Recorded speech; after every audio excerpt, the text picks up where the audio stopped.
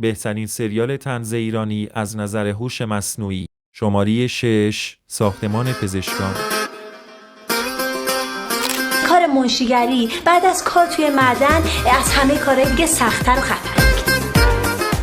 شماره 5 شب‌های برره.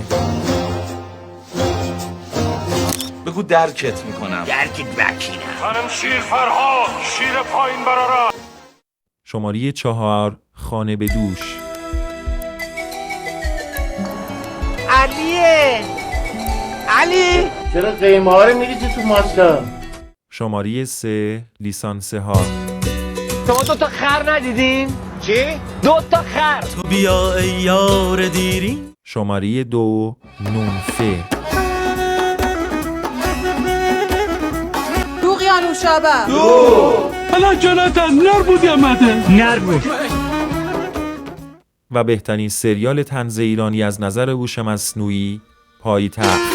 بعد از علی حسن بود، گلدسته در چمن بود. من گنگستر بیمه، من جنگی بیمه. خوش کردین.